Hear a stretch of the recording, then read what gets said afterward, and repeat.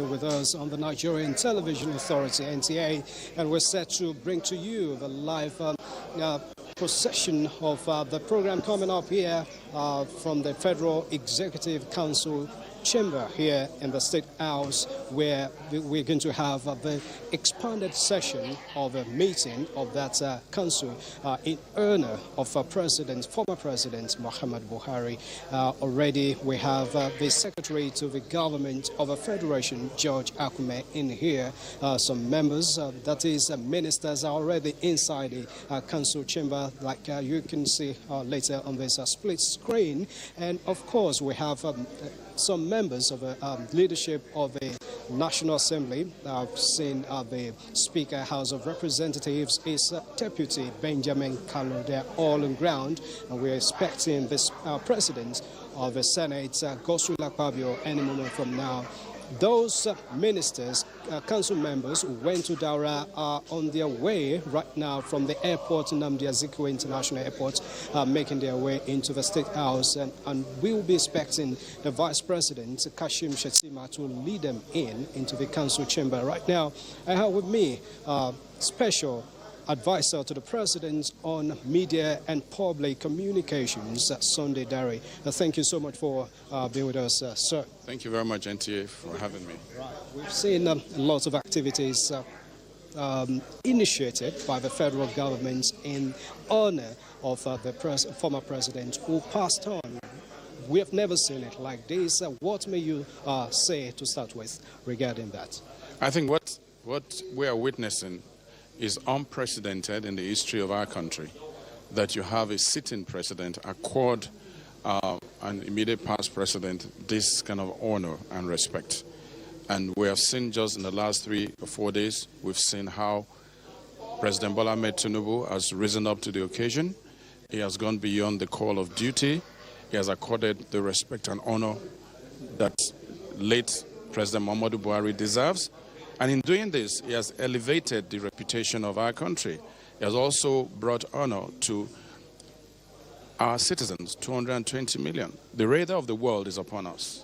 They're looking at how presidential power is being used. They're looking at the respect we accord our leaders.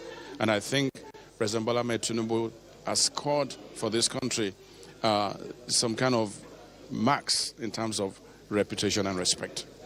You're one of those council members that served with former President Mohammadu Buhari as then Sports Minister and Youth Development. That was a very important sector under that administration. Of course, we saw some reforms under that administration as well. So what do you have to say about the immediate past President, Mohammadu Buhari? Well, he was a great supporter of the youth. He always tells me, you need to put them to work. You need to keep them busy. And whatever you need to keep them busy, I will approve. Of course, sports too was major. And each time we needed presidential intervention, we got those interventions very easily.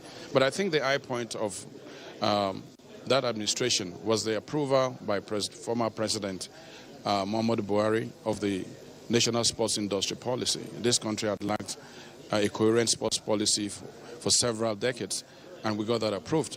Also, our football was suffering a lot of setbacks, and we put together, with his blessing, a 10-year football master plan, which right now is being implemented to rev up our football. I can say very clearly, he supported youth development, he supported sports development, and he gave us all the support that we needed. And when we returned from the Commonwealth, where we won massive medals, the highest number of golds, he was able to rise up and confer national awards on more than a dozen of our athletes. That has never happened before. So I think that what we're seeing today, even at the special FEC, it's appropriate. We must thank President Bola Ahmed Tinubu for being so gracious, for being a statesman, for being a true leader, and for holding up the office of the President of the Federal Republic of Nigeria the way it should be held. Thank you very much, Mr. Sunday Dare, Special Advisor to the President on Media and Public Communications. He was also a minister under President Mohammadu Buhari then. And now we just realized that those who went to Dara are back with us in Abuja at the State House now. And one of them is a Minister of Information and National Orientation. Mohammad Idris is back in the State House. Yes, thank you so much, Honorable Minister. How was the journey by? Well, the journey was good. We had to race back because, we took off from Daura about an hour and a half ago. We landed and we just arrived at the villa ahead of the FEC meeting, which will start any moment from now.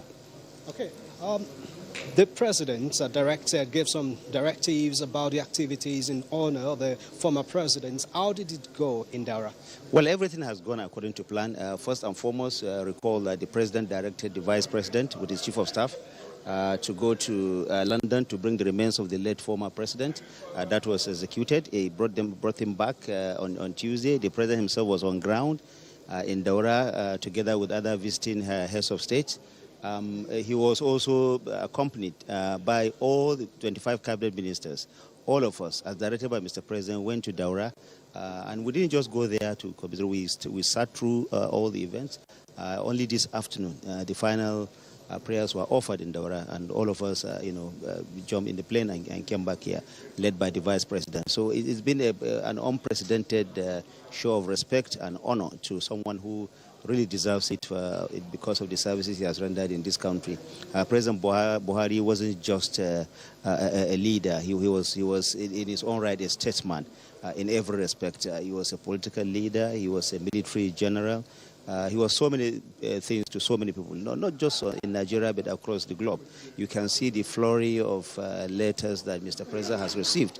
Condolences in that regard. Only this afternoon, one former President Boni Yayi, was also in Daura with us. But before then, traditional rulers from across Nigeria. In fact, beyond Nigeria, we had traditional rulers from the Niger Republic.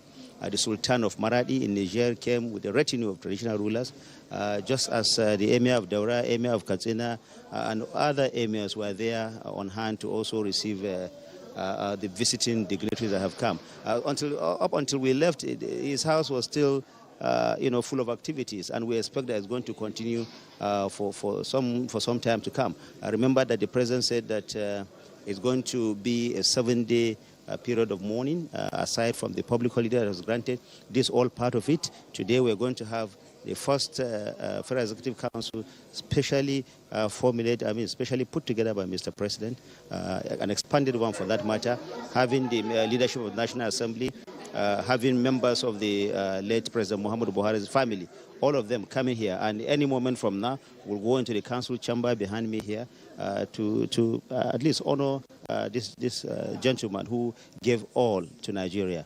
And I do hope that there is a big lesson here. You can see a show of unity, like the President, led by Mr. President himself. He has demonstrated leadership. He has demonstrated that Nigeria can come together at difficult times like this. And that's why all of us are here, queuing behind the President, queuing behind his vision, queuing behind his message to Nigeria. And that's why we are all here today. I think that the positives of the President Buhari's passing is the fact that it has given us an opportunity once more to come together as one country in unity, so that we can forge ahead behind Mr. President, to deliver the promises that Mr. President has always promised Nigerians. Well, indeed, Honorable Minister, President Mohammadu Buhari gave his all as a then president. And in addition to those you mentioned, we saw the President of Guinea-Bissau, Umaru Embalo, Sissoko Embalo, and of course we saw Prime Minister of Nigeria, we saw former President Mohammadu Yusuf of Nigeria as well. Now, what does this say of apart from President Buhari being a successor of former President Mohammadu Buhari, what does this say of the personal relationship between them? Well, first and foremost, I think you have to divide that into two. You have to look at the personal relationship that former President late Mohammadu Buhari has had with other colleagues on the world stage. But you also have to see the continuation and the deepening of that relationship that President Bola Ahmed Tinubu. Remember that the President only a few weeks ago vacated the chair as chairman of ECOWAS.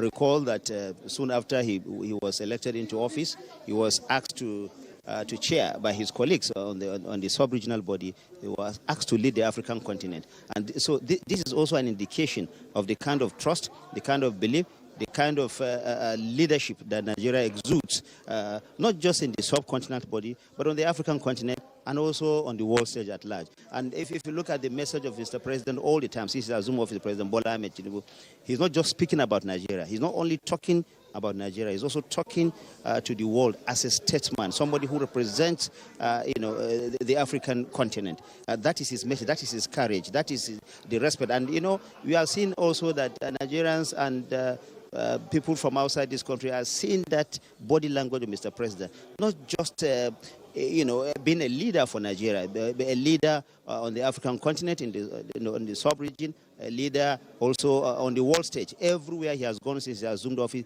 it is always about not just Nigeria, but about Africa, and how Africa can reclaim its place on the world stage. And that has been, a very successful one. That has earned Nigeria a great deal of respect. And so seeing the foundation led by President Buhari and the consolidation of that by President Bola Ahmed Tinubu, Nigeria once again is reclaiming its place on the world stage. Thank you, Honorable Minister. Now, NTA is set to bring this program live to the people, to Nigerians.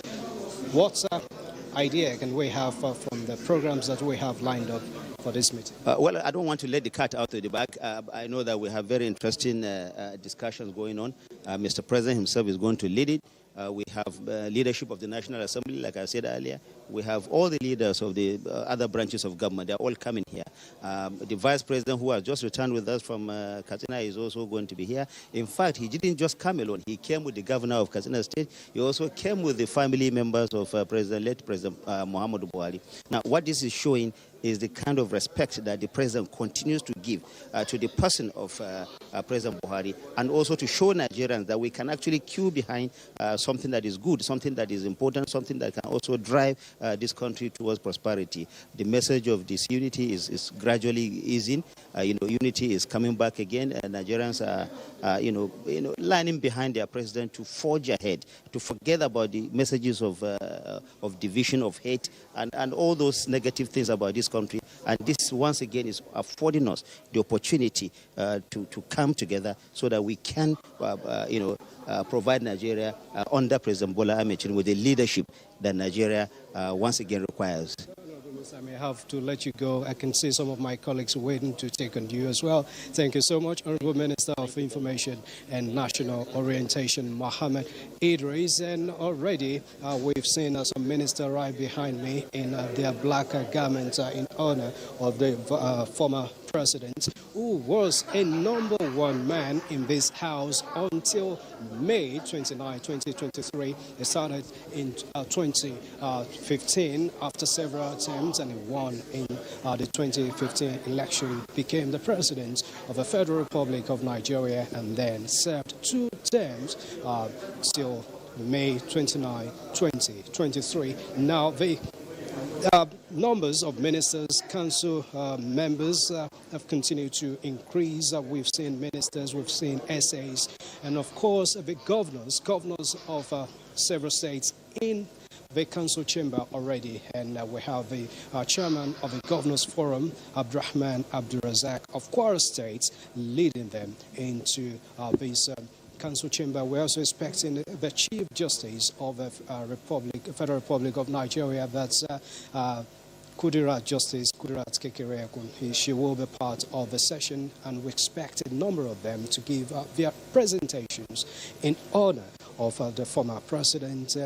The president, of course, like you heard from the Minister of Information and National Orientation, Mohammad Idris, is going to chair this session.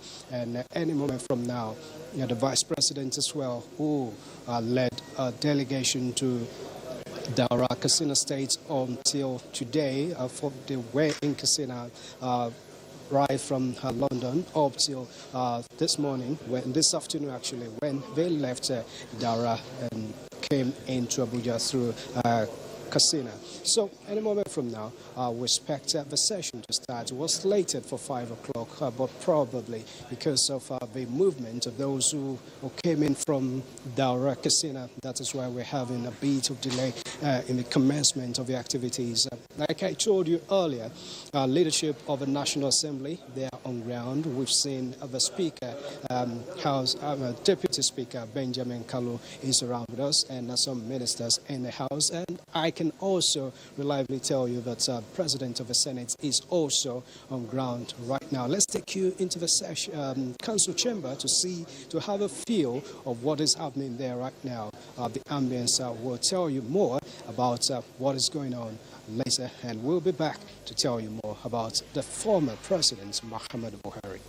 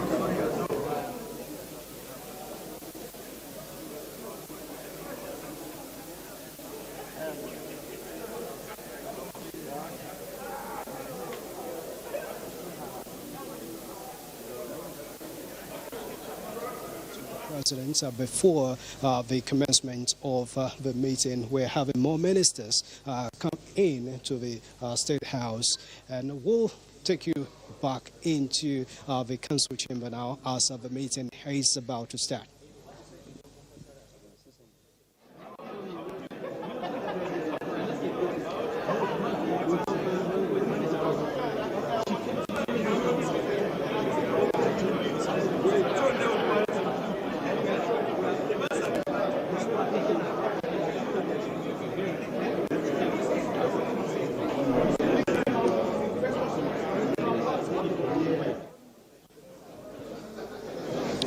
We have the Minister of State Works, Mohammadu Bello, with us, who was part of those who went to Daura Casino State as part of the delegation of federal government. Honorable Minister, thank you and welcome back. Thank you very much. Okay, what may you say about what happened in Daura in honor of the former president?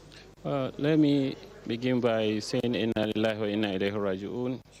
Inna lillahi wa inna ilayhi raji'un.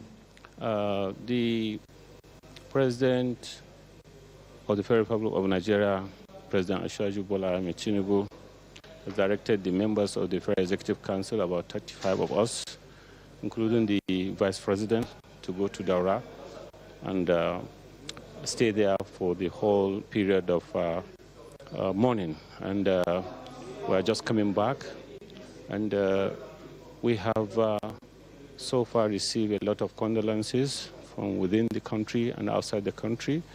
And President Bola Ahmed Tinubu has shown a lot of empathy, has shown a lot of love, has shown a lot of concern and compassion for the late former President Mohammadu Buhari.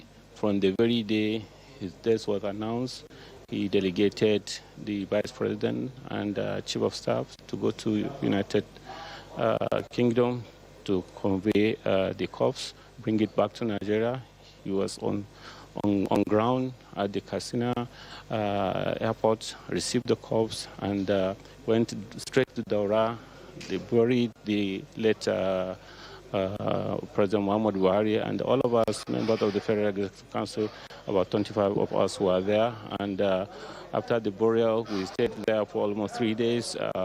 And then today was the last day. That's the closing date for the funeral prayers. Prayer for the deceased. Yes, we saw all of that session, and we saw you live on NTA as we were part of the program. So what do you want to say about the former president, a service to the nation? Well, let me see this opportunity to condole our dear President Bola Ahmed Tinubu on the demise of late former President Mohammadu Buhari, and of course the entire people of Nigeria for this great loss. And President Buhari was described as an honest leader, a visionary leader, a man that has really put himself to the service of this country. And you can see that a number of people coming within and outside this country, even former president, serving president of some of the our neighboring countries, who are here to really condole with Mr. President and people of Nigeria. And I want to say that it's a great loss to Nigeria, not only to the family or the people of Dora or Katsina State, but to the entire nation. And Mr. President has really shown that compassion, has shown that love, because he has dedicated all his entire, cabinet, and of course his own time. He has sat there even after the burial arrangement, and everything was done perfectly at his presence. And he has really shown that kind of love to the former president. And I want to say that the people of Nigeria has really lost a pillar, particularly the caliber of President Mohammadu Buhari, who has really dedicated his life to the service of this country. And I want to pray Almighty Allah to forgive him and give the family the fortitude to bear this loss. Thank you so much, Honorable Minister of State Works, Mohammad Bello. Right now we have another minister, a cabinet member, a Minister of State, Agriculture and Food Security, Senator Sabi Abdullahi with us. Thank you so much for your time. Thank you very much for having me here. President Mohammadu Buhari is gone, and we've seen the demonstration of love by the sitting president, who is was a very close ally of former presidents. And so what do you say of this relationship coming to an end, an era coming to an end as well from President Mohammadu Buhari? Well, in terms of the physical relation between them, yes, you can say it comes to an end because one of them is no more. But that relationship, that bond, that love that they have built together has not come to an end. And that's why the president said the family of the late president will be catered for. So that relationship still exists. And we believe the legacy of the President Muhammadu Buhari, is one that will continue to reverberate in our nation's history. He's a man who lived a very simple life, a man who believed in self-discipline. In fact, he has said times without number that discipline is the hallmark of how we should be able to tackle most of the problems of our country. And he has demonstrated that in his own lifestyle. He has shown that simplicity is not a crime, rather it is actually a value that you should emulate. He has shown the fact that he loved this country and he loved the people of this country. And I think whatever anybody will say, the time has come for him to be remembered in the very positive impact he has made in this life. He came at a very difficult time, and for whatever anybody will say, I was in the Senate, and I knew for a fact that he was a listening president, because many instances, in spite of the so-called, relationship between the National Assembly and the president, he listened to what the National Assembly has to say, because he's a man who believes in institutional development and he respects all democratic institutions. And I think for me, it will be also a nostalgic, what do they call it, more or less like a loss that is way too much, because he was a very bosom friend of our late royal father, the late Haliru Dantoro, Emir Bargo, and from which I would say my relationship with him started. So God continue to be pleased with them. Thank you so much. Not to fit those. Thank you, Honorable Minister. And again, now we have the Governor of Katsina, Dikko Rada, with us, who just came in from Katsina this afternoon. Thank you so much, Your Excellency, for joining. Thank you so very much. We've seen the passion that you have demonstrated. Nigerians have seen in the word of Senate about how much you loved the former president. Now, what do you say of the kind of activities that have been put in place by the federal government and, of course, your own state governments in honor of the former president? Yeah, you know, ours is people from Katsina State. We don't have words to describe how we can thank Mr. President for all he has done to our hero, to our father, who has been very supportive to us.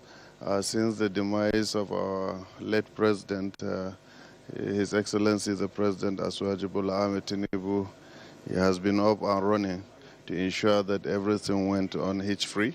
And we will appreciate the manner in which he sent the Vice President to pick the corpse of the late president. That is a very great honor to all the people of Katsina State, and also for sitting 25 ministers in Katsina up to today under the leadership of the Vice President is something that we must appreciate.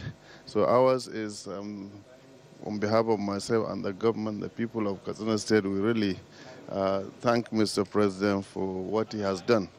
And we hope and pray that Almighty Allah will bless the gentle soul of our late president. And we must say that we have lost a pillar. We have lost a great man who has been described as one of the most honest people Nigeria has ever produced, and one of the great leaders that Nigeria has also produced. And we must remain grateful for what he has done to us. He's a life well lived. And we hope that Allah will bless his gentle soul and will continue to guide his family and all of us in the best way possible to emulate the good qualities that he has left behind. Your Excellency, for your perspectives. That was the governor of Katsina State, Dikko Rada, who just came in this afternoon to the State House. Of course, we have more governors in the council chamber, but now we have coordinating Minister of Health and Social Development, Professor Mohammadu Ali with us. Thank you so much for joining us. Thank you very much. We've seen how the former president is being celebrated, is being honored by Nigerians, and as directed, as being led, as being demonstrated by the federal government. So what do you say to this? Well, we are a grateful nation. President Bola Ahmed Tinubu has demonstrated that by rallying Nigerians across all divides to cherish this great leader that we have lost. And now what is left for us is to reflect on the lessons of his life, to pray for him, to pray for his family, and to reflect on the lessons of his life.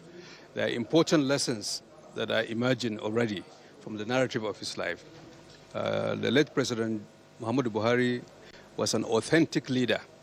There is no disconnect between what he shows in the front and what he shows inside. You can see consistency across his life. Second important lesson is that he has had his character built over decades of self-discipline and self-restraint. The integrity that we know of him is not easy, but he has restrained himself to keep that. That is a value, the value of integrity. All of our leaders, all of our society has to take care of that. Thank you so much. Thank you. Minister, you have to go in now as the President, Federal Republic of Nigeria, Bola Tinubu, is coming right now into the council chamber, and we take you in to follow the procession live on the network service of the NTA.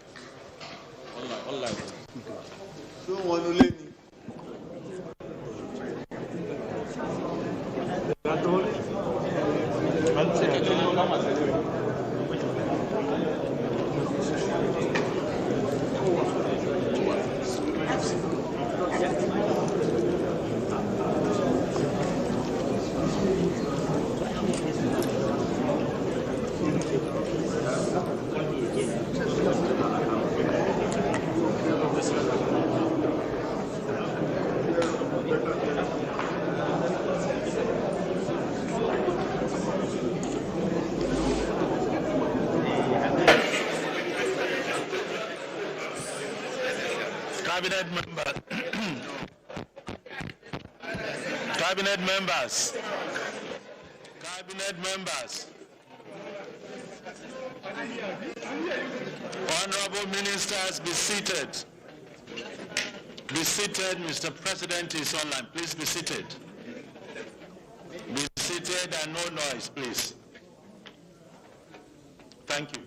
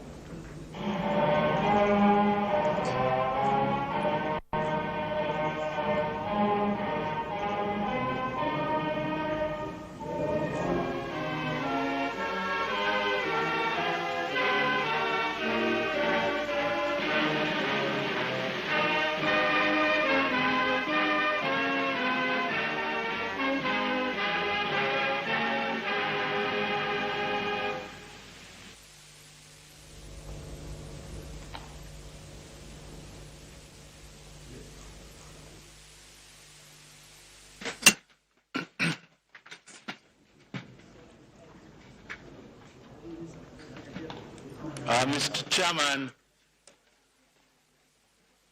the Vice Chairman, the President of the Senate, the Honorable Speaker, my Lord, the Chief Justice of Nigeria, the Governors of Kwara, Imo, and Katsina States, members of the Federal Executive Council, members of the family of the late President Mohammadu Buhari. Mr. Chairman, we are here to condole you and to condole Nigerians over the death of former President Mohammadu Buhari. As President today, 6 members of council are not here because they are on official duties. Most of them are outside the country. Today's solemn event has 2 points on its agenda.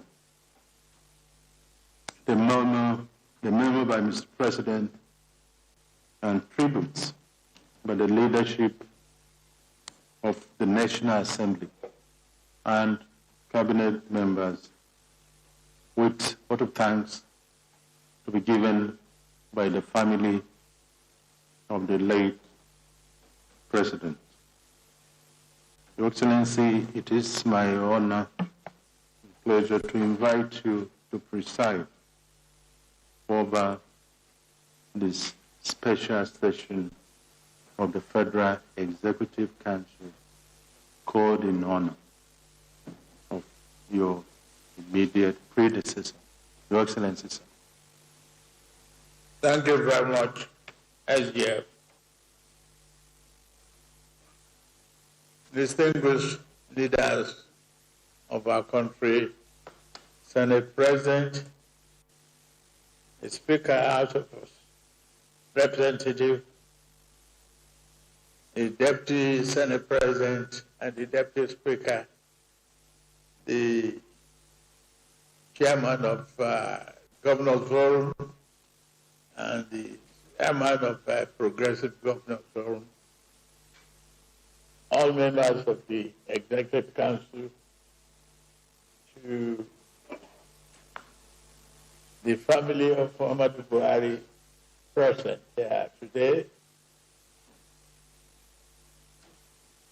Today we gather under the heavy shadow drawn from the silence that surrounds a departed leader and the immense weight of a life whose absence will be felt for generations.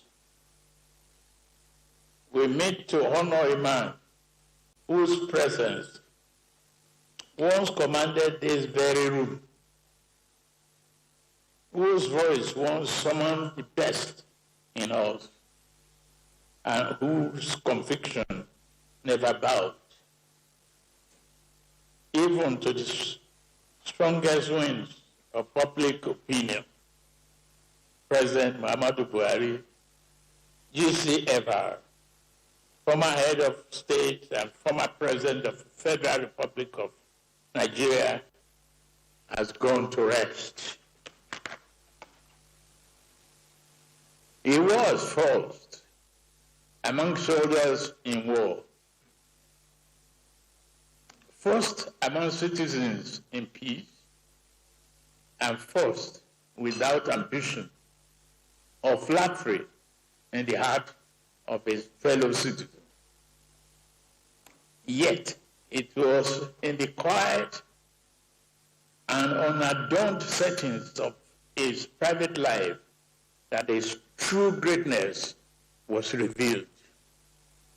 Pious, without show, just without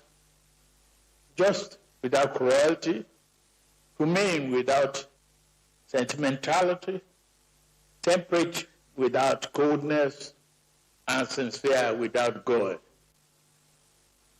Steady in posture and spirit, dignified in bearing, and commanding in his very presence. His example guided all who surrounded him. Still, it endures. To his peers, he was respectful and without pretense. To those who served under him, he was kind without condensation. And to those whom he loved most intimately, he was unfailingly tender, loyal, and good. His life was a rebuke to vice and a refuge of virtue. The purity of his private character gave radiance to the discipline and integrity of his public service. Even in death, he maintained the serenity that defined him in life. Not a sigh, not a groan, just a quiet submission to the will of God. Such was the man Nigeria has lost. Such was the man for whom our nation now mourns. President Buhari's life was one of austere honor. He stood always ramrod straight, unmoved by the temptation of power, unseduced by applause, and afraid of the loneliness that often visits those who do what is right, rather than what is popular. Was a quiet courage, a righteousness that never announced itself. His patriotism was lived more in action than in words. His life traced the arc of Nigeria's journey. Born before the independence, he became a young soldier in the struggle to keep our nation whole. In war and in peace, he served with the vigilance and determination, as if the task of watching over Nigeria has been assigned to him alone. From the battlefield to the corridors of power, he remained faithful to the task. He governed the northeastern state and stood as head of state. Years later, his return to the chair to chair the Petroleum Trust Fund, which he administered with Spartan rigor and complete fidelity to the public good. Yet, with all that he had achieved, his most enduring legacy will be carved in democracy, in a time when men had lost hope that change was possible. Mohammadu Buhari put his faith in the people of this country. We stood together, he and I, alongside others, drawn from across the political spectrum, regions,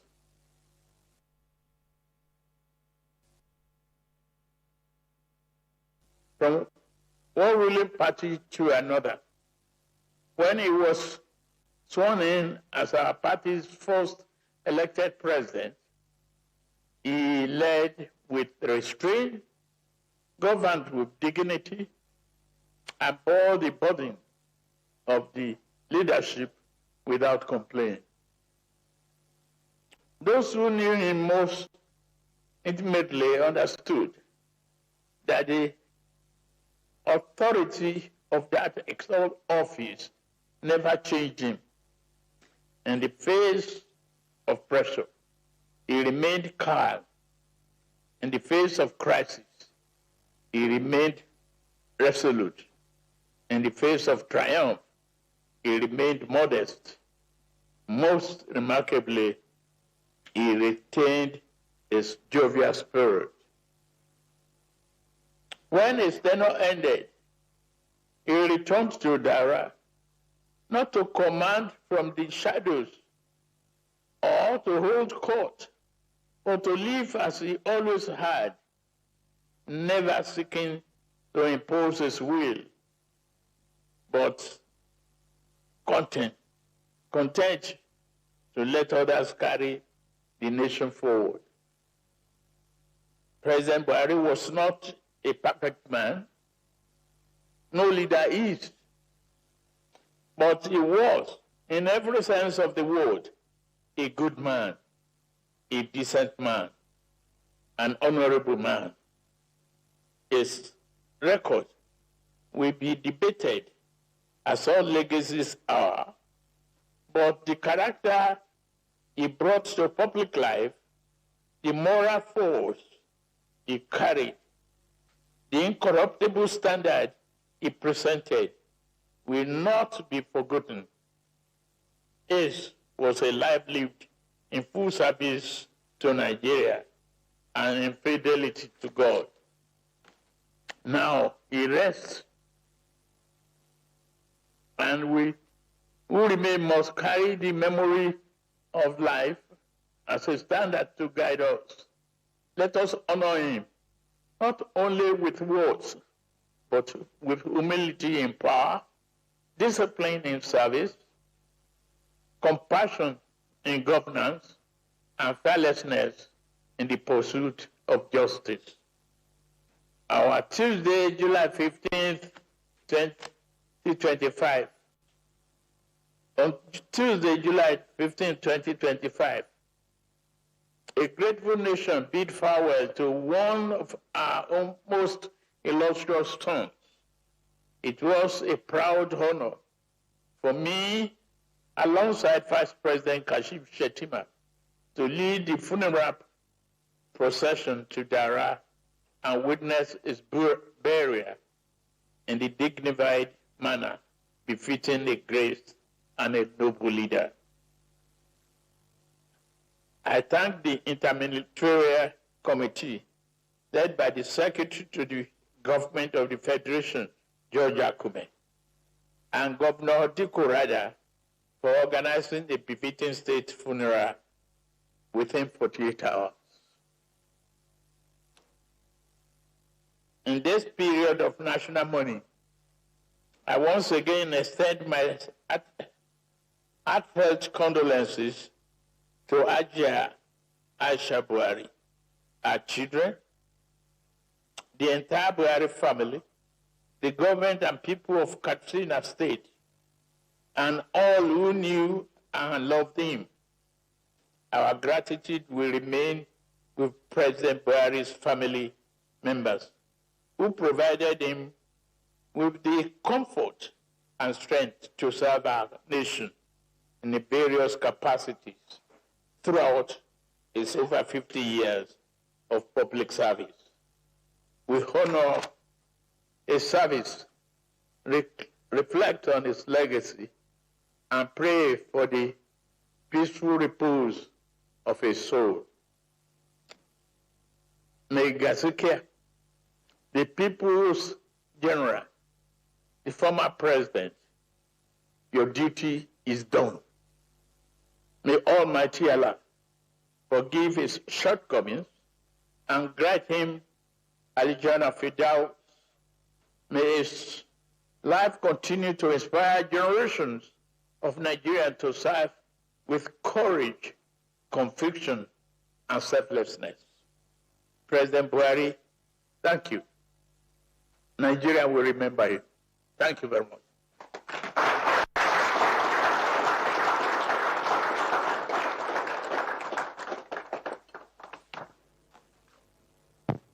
Thank you very much, Mr. Chairman, for this very solemn and patriotic statement on this occasion.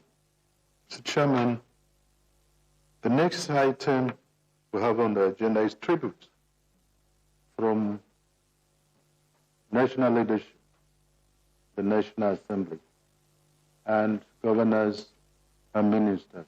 May I therefore invite the President of the Senate, the Federal Republic of Nigeria, Godswill Akpabio, to deliver his statement, his tribute. Because of time, we're expected to keep within 5 minutes. Your Excellency.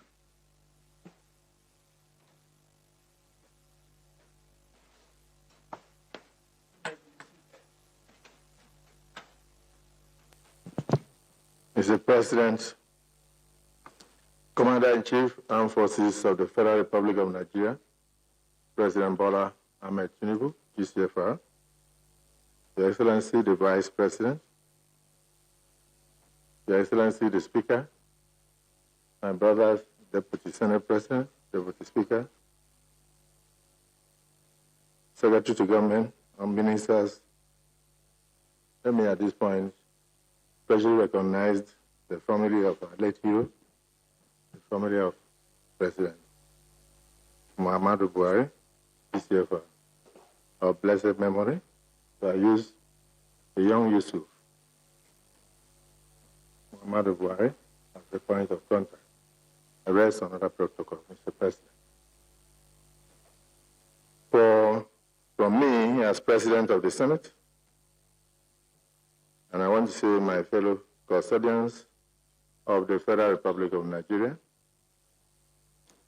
there are moments in the life of a nation when she must pause, not out of routine, but out of reference. Today is such a moment as we gather in very solemn remembrance of President Muhammadu Buhari, a man forged in the furnace of battle and tempered in the trials of governance. A man who gave everything he had to a country that asked everything of him. President Mohammadu Buhari was not perfect. No leader is. But he was a very principled man. He stood for something.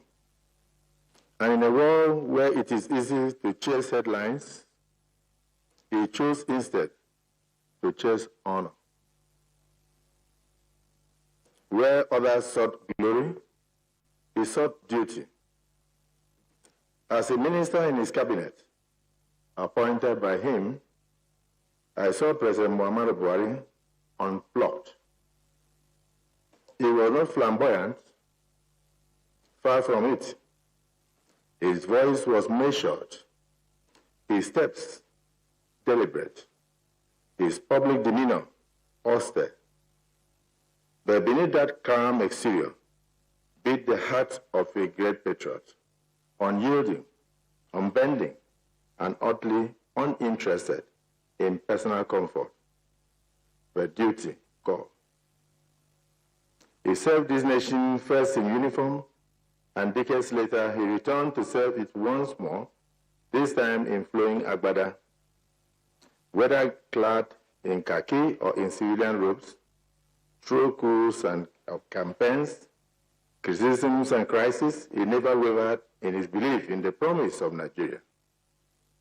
His legacy is marked by monumental achievements, too many, too vast, and too significant for me to enumerate within the time allotted to me. President Buhari did not merely pass through the corridors of power. He left his boots and imprints in them. He believed that discipline mattered, that integrity mattered, that leadership, even when lonely, must be anchored in something greater than power. He did not seek to ride waves of popular acclaim. He walked with steadiness and often in solitude, along with the reach of national conscience. And let us be honest, he was tough. He was a soldier who did not flinch under fire, a leader who did not flee from responsibility, and above all, a Nigerian whose loyalty to this nation was never up for sale. His toughness was born not out of pride, but of patriotism, a fierce, unrelenting belief that Nigeria, with all its challenges, was still worth fighting for. And yes, some disagree with him. That is the nature of democracy. But even his fiercest critics will admit that he did not pilfer the nation's purse, nor pander to its pleasures. He remained to the very end a sentinel of Spartan simplicity and austere integrity. His life reminds us of a truth often forgotten in this noisy age, that greatness is not always loud, and that history, in its wisdom, sometimes reserves its most solemn applause for those who labored not for fame, but for legacies.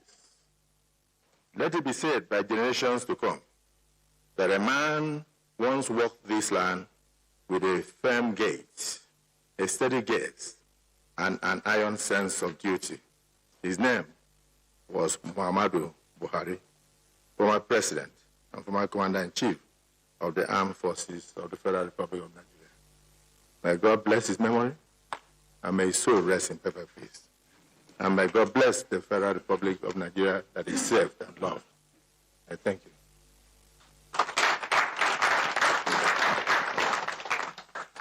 Next is the Speaker, Honorable Speaker, House of Reps, Dr. Tajuddin Abbas. Your Excellency, President Bola Ahmed Tinubu, GCFR, the Vice President, Kashim Shettima, the Senate President, the Deputy Speaker, the Deputy Senate President, the Secretary to the Government of the Federation, the Chief of Staff, members of the Federal Executive Council, members of the family of the deceased President, members of the press, distinguished ladies and gentlemen. We gather today in solemn reverence to honor the memory of a man whose life and legacy are deeply woven into the fabric of our republic. In this very chamber, where he once presided with purpose and principle, we remember President Mohammadu Buhari, a sentinel of service, a steward of simplicity, and a statesman shaped by sacrifice. President Buhari was no ordinary figure in our national journey. He embodied quiet strength, moral clarity, an unshakable sense of duty. At a time when society was seduced by materialism, he chose a life of modest means and meaningful service. He was devoted to family and steadfast in his Islamic faith. His humor and humility softened his disciplined exterior. Buhari's belief in the brevity of life and the certainty of judgment shaped his aesthetic life and guided his public conduct. He lived not for applause or affluence, but for principle, for country, and for the cause of a better Nigeria. To me, he was more than a leader. He was a member. He was a mentor. He was a moral compass and a source of guidance. My political journey began in 2010 under the banner of the Congress for Progressive Change, a party built on his credibility and character. A few years after my election, he honored me by commissioning some of my constituency projects, making me the first member of the House of Representatives under the CPC to receive such recognition. I remember him in the blazing sun of Zaria, standing shoulder to shoulder with the people he so deeply loved. It was quite a moment that spoke volumes. Years later, in 2023, during a brief meeting in the United Kingdom, he warmly welcomed me following my election as Speaker. His counsel was clear: lead as a servant, never as a master. These words, simple yet profound, have remained my compass. In public office, President Buhari was a true partner in democracy. He respected the independence of the legislature and urged his ministers to engage constructively with Parliament. He signed into law several landmark bills that open political space to young people, strengthened our electoral processes, and laid the foundation for economic reform. His development vision reached beyond the present and into the future. The roads, railways, and bridges he built are lasting gifts to the generations yet unborn. His war against corruption was unrelenting, known to millions as Megaskia, the honest one. He lived a life free from personal scandal. His simple lifestyle was not symbolic, it was sincere. His integrity set a standard that would long outlive him. Whether as a military officer, a state governor, a federal commissioner, or a democratically elected president, he brought to every office the same discipline, devotion to duty. To those who criticize him from afar, I ask, did you truly see him, hear him, or know him? Did you witness the passion in his voice when he spoke of Nigeria, or the pride in his eyes when he spoke of our people? For if you did, you will respect and honor him. He was not a man of many words, but his words carried weight. His dreams for Nigeria were vast. His commitment to its progress unshakable. He embodied the best in us as a people. Our relentlessness, resilience, love of God, and charity to our neighbors. As we mark the end of his earthly journey, we also mark the close of a defining chapter in our nation's history. But his example endures integrity as the soul of leadership, simplicity in power, patriotism above self-interest, unity in diversity, and resilience in adversity. He gave Nigeria everything he had, from the youthful strength of a young soldier to the wisdom of an elder statesman. He never clung to power. He never sought personal reward. He served, and he stepped aside when his time was up. Let us honor him, honor his life, not only with words, but also with a renewed commitment to the values he cherished. Farewell, Babu Buhari, Nigeria salutes your service, and history in its final judgment will remember you forever. Thank you so much.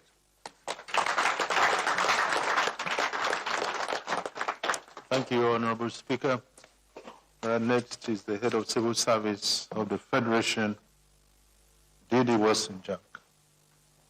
Your Excellency, President Bola Ahmed Tinubu, GCFR, Chairman of Council, Your Excellency, the Vice President, Senator Kashim Shettima, GCON, Your Excellencies, the leadership of the National Assembly, Honorable Ministers, members of the Federal Executive Council, distinguished ladies and gentlemen, and of course the family of our late President.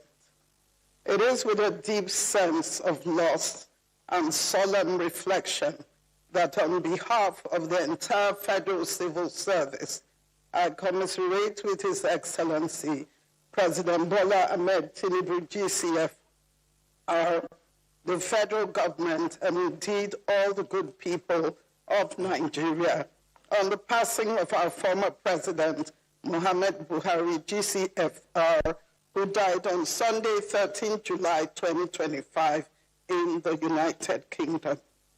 President Mohammadu Buhari was a towering figure in Nigeria's national life, an embodiment of discipline, integrity, and unflinching dedication to the service of our country.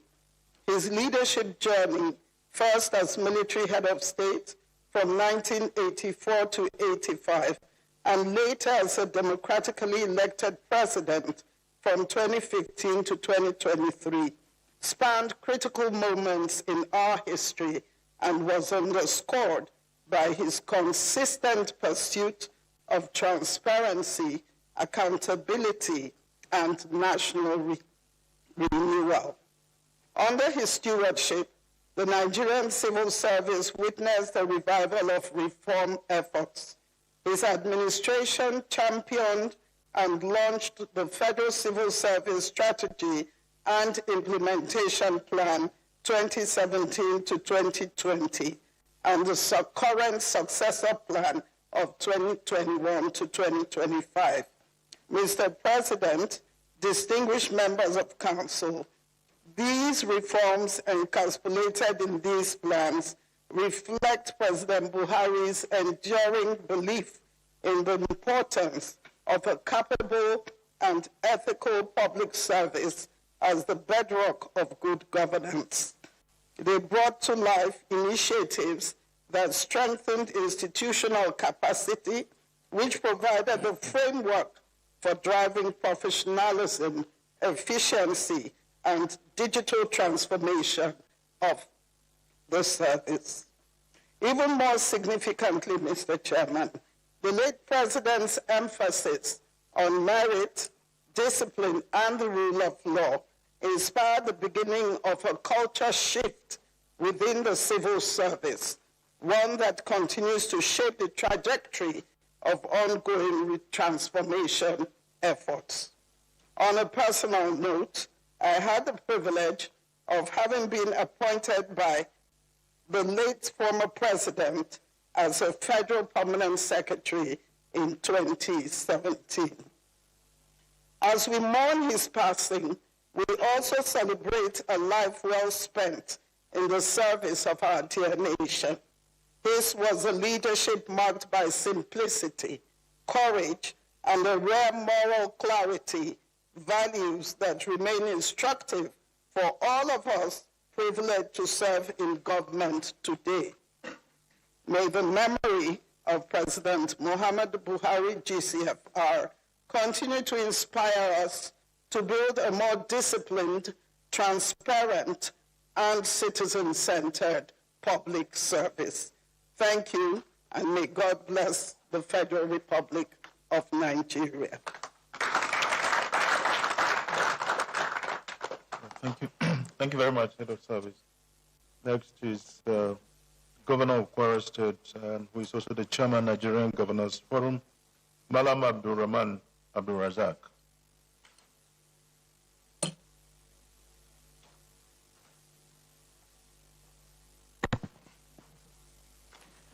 Chairman of Council, Your Excellency, President of the Federal Republic of Nigeria and Commander-in-Chief of the Nigerian Armed Forces, President Bola Ahmed Tinubu, GCFR, Your Excellency, Vice President of the Federal Republic of Nigeria, Senator Kashim Shettima, GCON, Your Excellency, the President of the Senate, Distinguished Senator Godswill Akpabio, Your Excellency, the Right Honorable Speaker of the House of Representatives, Honorable Tajuddin Abbas, the Deputy Speaker, and Deputy Senate President, Your Excellency, the Governor of Imo State, and the Governor of Katsina State, my colleagues here present, the Secretary Governor of the Federation, Senator George Akume, the Chief of Staff, the National Security Advisor, members of the Federal Executive Council,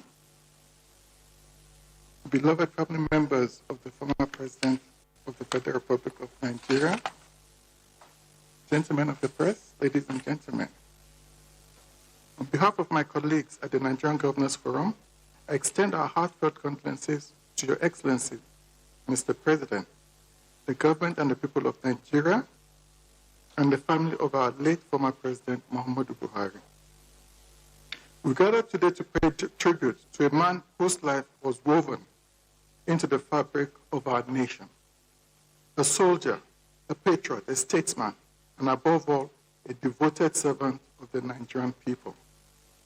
Across the north and south of our great nation, his legacies remain visible and impactful. Mr. President, your gesture towards your brother and predecessor is both historic and symbolic. It reflects a spirit of national unity and respect for the service that resonates with Nigerians and sets a worthy example for generations to come. The state burial accorded President Buhari reflects the esteem in which he was held, not just by this administration, but by Nigerians in general. It speaks volumes about your personal commitment to honoring those who serve this nation faithfully. We pray for the peaceful repose of General Buhari's soul. May God grant his family the strength and comfort, and may the Almighty continue to bless the Federal Republic of Nigeria. Thank you. Thank you, Governor. Next is the Honorable Minister of Aviation, Festus Keyamo. It's your turn.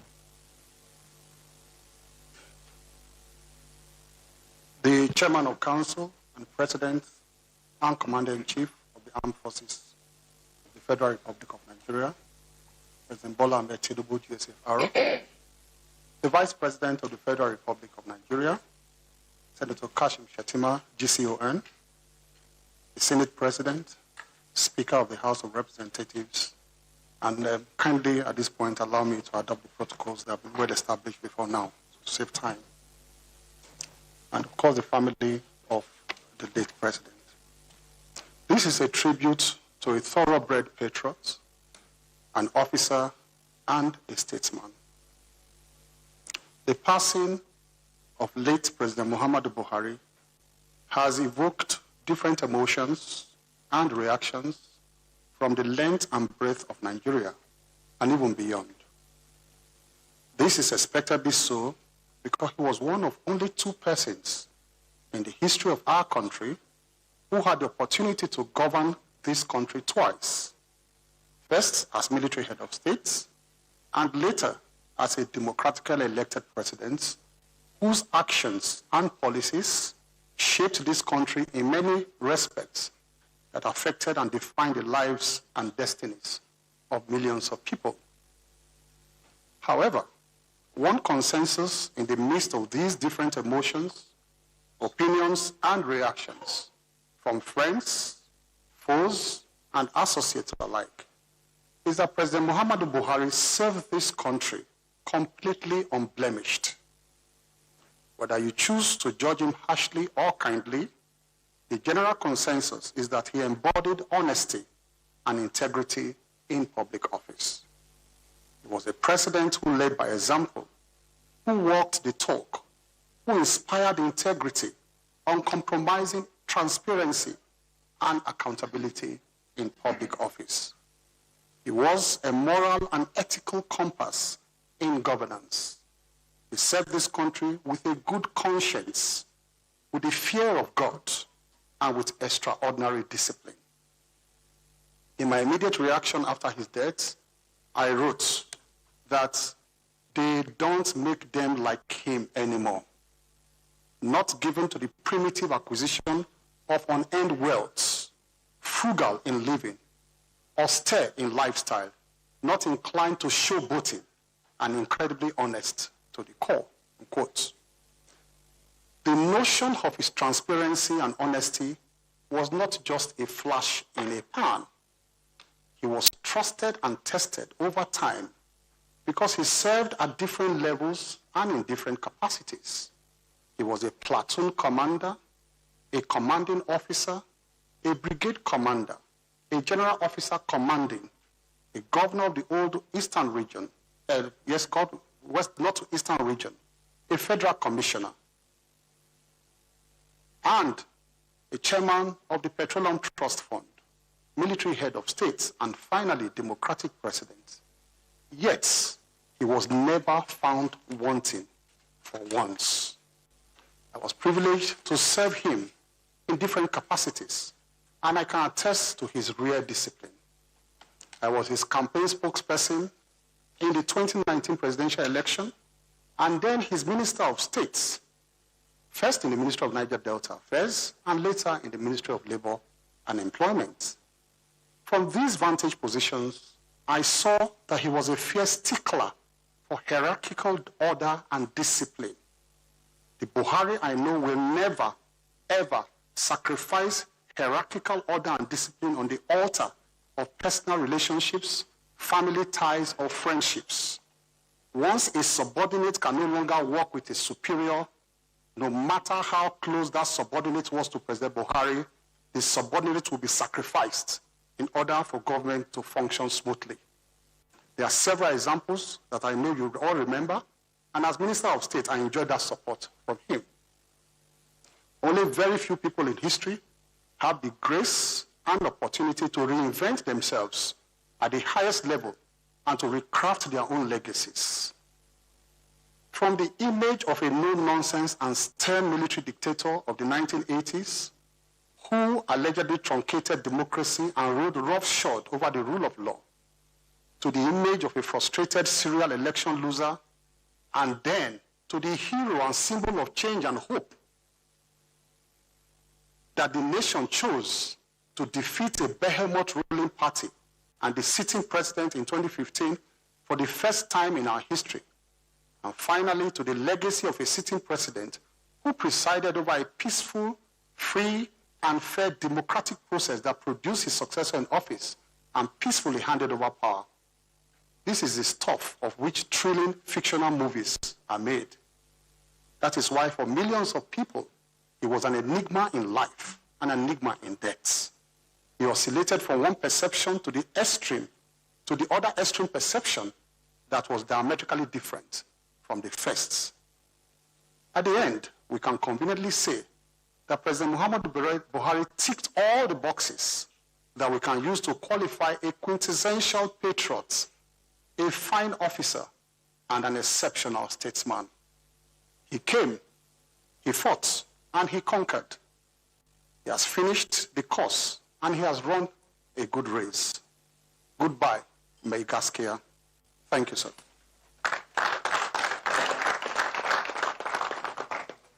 Thank you, Minister. Next is Honorable Minister of Budget and Economic Planning, Senator Abubakar Atiku Bagudu.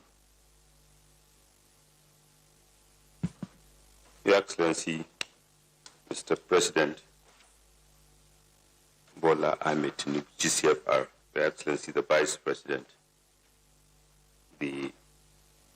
all the leaders of the country and members of the Nigerian Governors Forum, particularly the chairman and the chairman of the Progressive Governors Forum, members of the Executive Council, members of the family, distinguished ladies and gentlemen, Your Excellency, I join all the previous speakers in first and foremost condoling you on this tragic personal loss to you and to the nation and to the family of a leader, President Mohammadu, former President Mohammadu Buhari, whom I was privileged to relate with as a state governor and subsequently as chairman of the Progressive Governors Forum, as well as participating in numerous ad hoc assignments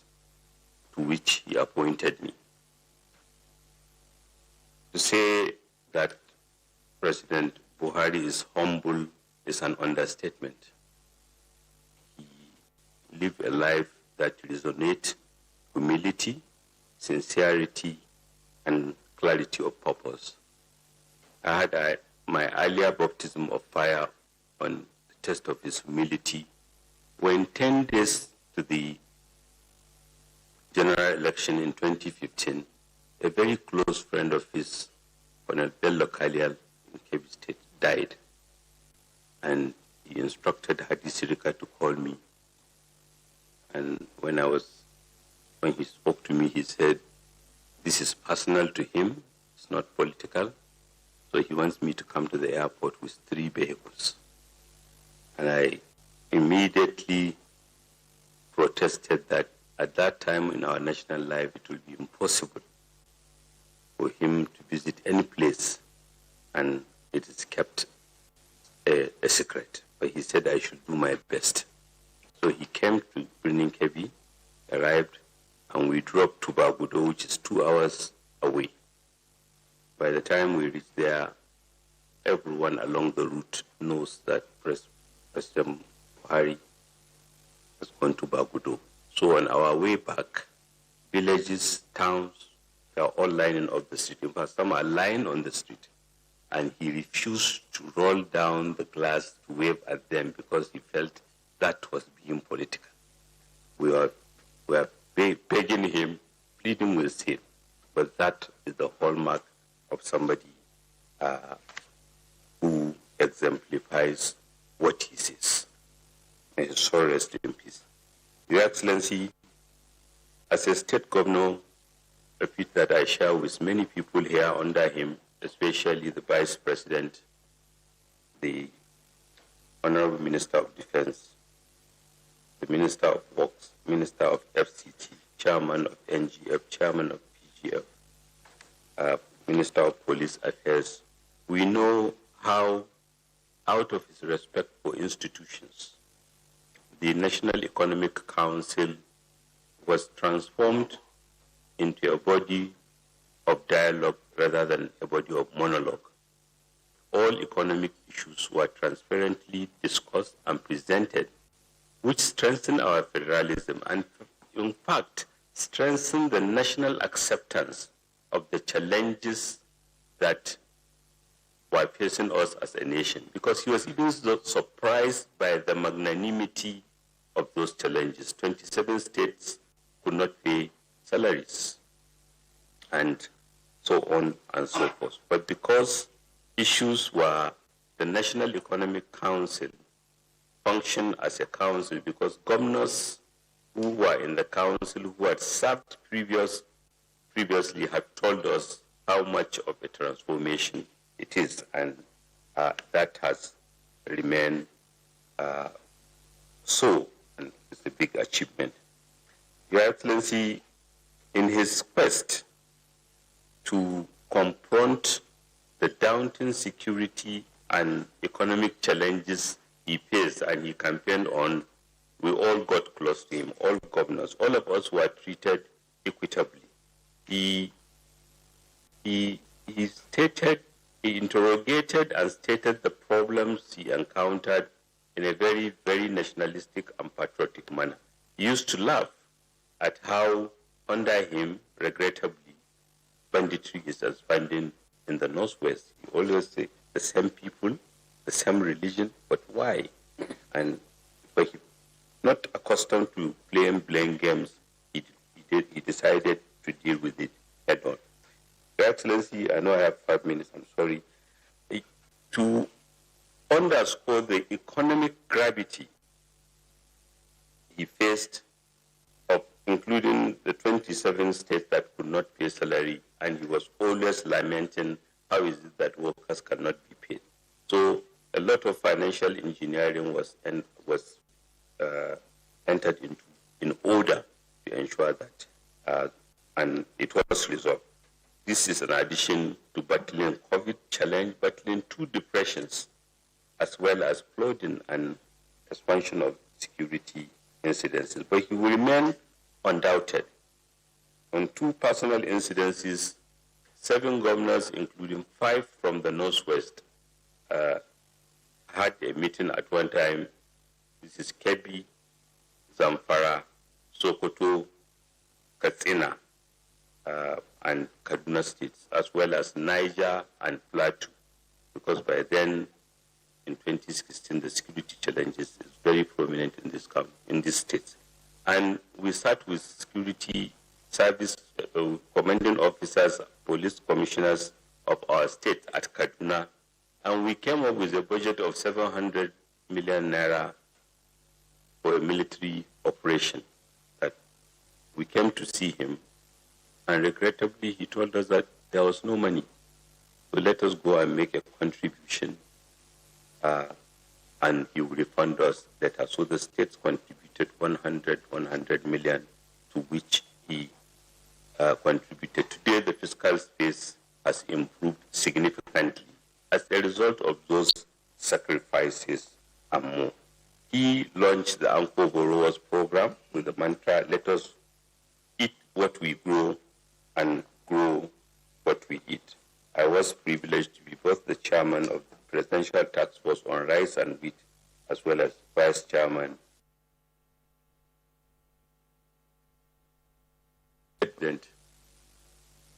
We went to him again to say that public sentiment is so strong that the service chiefs could do better. And why wouldn't he consider making changes? But the noble person that he is, he said to us, how can he make changes to people whom he could not provide what they truly required of him to do the job? He said he will never do so. He can do so for other reasons, but not because they have failed. That is the hallmark of integrity. And Your Excellency, just in conclusion, he was concerned about Nigeria, especially his relationship with you and the party. In the forerun to the national convention of our party and the primaries, he wrote me 3 letters as chairman of the Progressive Governors Forum, all highlighting his respect for rule of law and saying, literally serving as a warning that he wouldn't bend or he wouldn't support any departure from rules. With respect, I will read 2 paragraphs, Your Excellency. In the 16th March letter 2022, he said, it has come to my attention that because of recent events, the APC is faced with multiplicity of court cases pending against it in various courts across the country. As a result of this, the party faces the possibility and prospect of the invalidation of all its activities and action by the Independent National Electoral Commission. No doubt these controversies and uncertainties as enumerated pose a threat to the party and may lead to possible non-recognition of its activities, elections, and probably invalidation of all its other actions by INEC. This may ultimately even lead to implosion and non-existence. This is a precedent with full powers of the federal government warning on 10th of March. Your Excellency, in the 9th June letter which came after the primaries, I will read he said, our candidate, His Excellency Senator Asiwaju Bola Ahmed Tinubu, is no stranger to you. He is our friend and brother. We know his commitment, his track record, and his capacity to lead our party to success. So now is the time for all of us to come together and march forward as we did in 2015 to a convincing APC victory. I look forward to working closely with APC governors to support Senator Asiwaju Bola Ahmed Tinubu and all our APC candidates to success. Your Excellency, in all humility, I condole you on the loss of your brother, as he described in this letter, President Mohammadu Buhari, of blessed memory, as well as the Vice President and the members of the family and all Nigerians. Thank you, Your Excellency.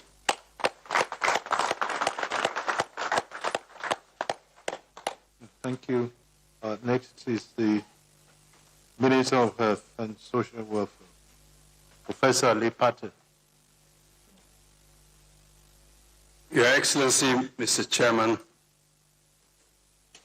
Mr. President, His Excellency, the Vice President, President of the Senate, Right Honorable Speaker, my colleagues, honorable members of Council, may I stand on the existing protocol. Mr. President, let me also join my colleagues and previous speakers to condole you for the personal loss that has occurred to you and to our nation. Today, we honor the indelible footprints of a quiet but resolute leader, our departed former President Mohammadu Buhari, GCFR. His footprints stretch so symmetrically across Nigeria's over half a century of history since its independence as a nation, and with a tangible impact in all parts of our country, but especially, I will say, in the northeast geopolitical zone of our dear nation. In August 1975, then Lieutenant Colonel Mohammadu Buhari was appointed the governor of the northeastern state, a vast region that encompasses Borno, Yobe, Gombe, Bauchi, Taraba, and Adamawa states of today. During his brief time in office, his pro-poor policies, the infrastructural upgrades, his novel efforts at instilling social justice ignited his widespread popularity in the region that has continued across generations. In 1976, when the federal government decided to split the northeastern state into smaller new states, one of which was Borno State, the youthful colonel would assume duties as the first military governor of that state.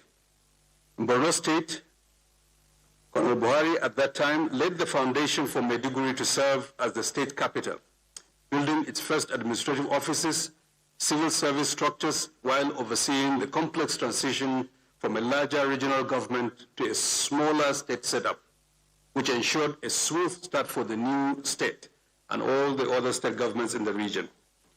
Years later, as was mentioned, as Federal Commissioner of Petroleum Resources, we saw thousands of kilometers of new oil pipelines, new fuel depots, and a new refinery later.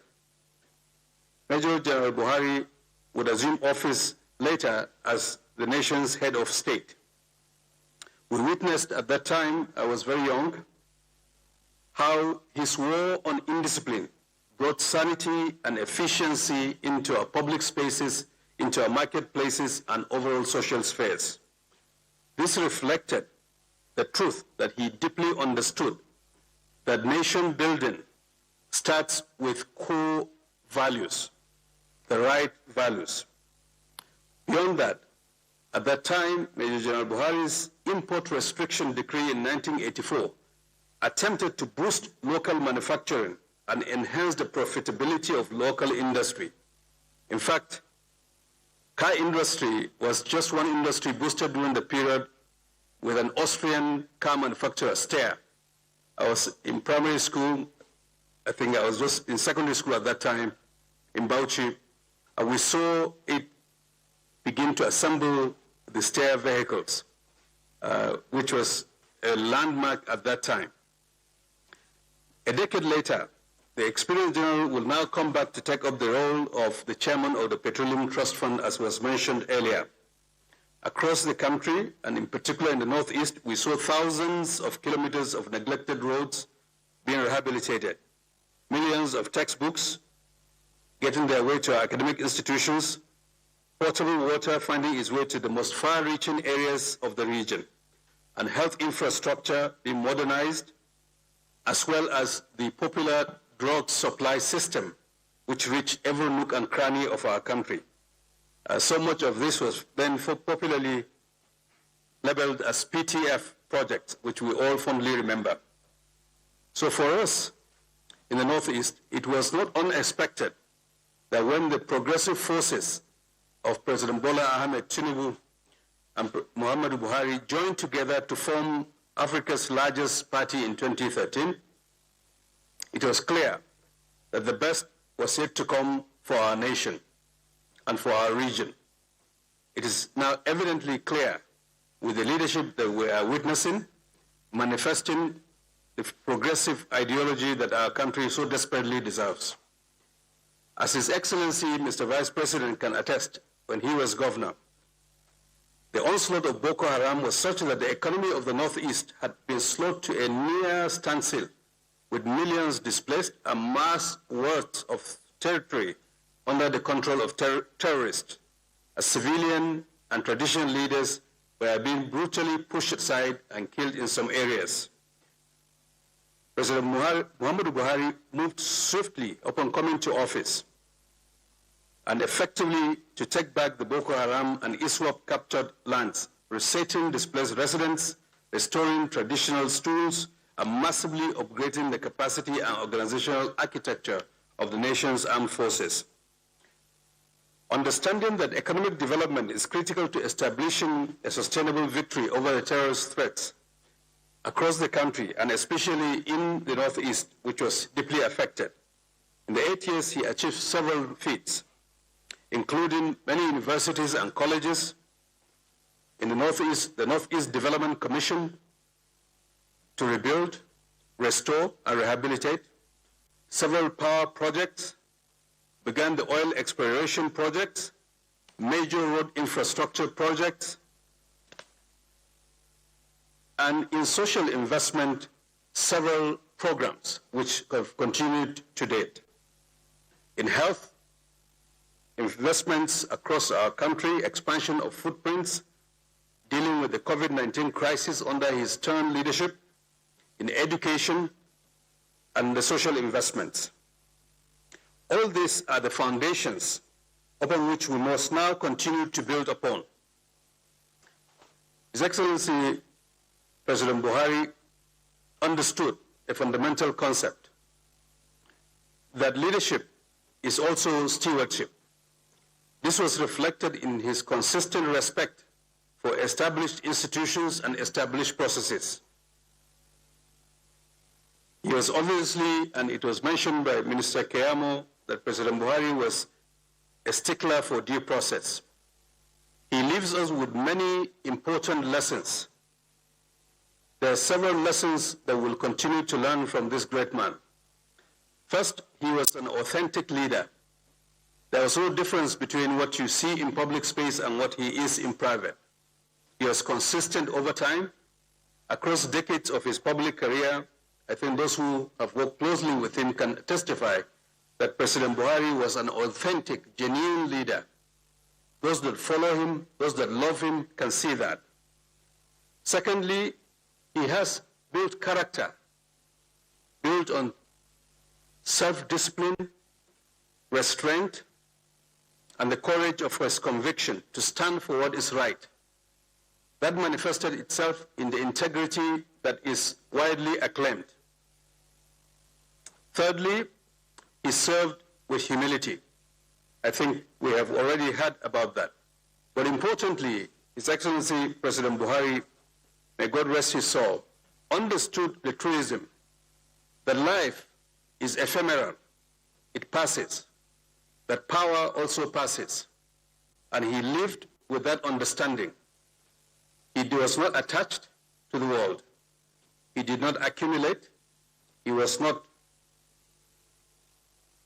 tirelessly pursuing things that ordinarily one would expect for the positions of authority he has held over several decades, understanding that all of it will come to an end. And we have seen in this mid-July that, in fact, that is true. Despite all his serious-minded work, it is also evident that he did not take himself too seriously or life too seriously. He is fully conscious of the transition that we are all in. As we have heard, he regularly cracked jokes with friends, with team members and acquaintances. He lived a modest and decent life. He was a good man. And there are many more lessons to be drawn from the late former president's life. And at this time of our national mourning, and in consonance with Your Excellency, President Bola Ahmed Tinubu's directive on praying and reflecting on Buhari's life, we will all be served well if we truly sit down and reflect and imbibe the key lessons from the life of this beloved and great leader of our country.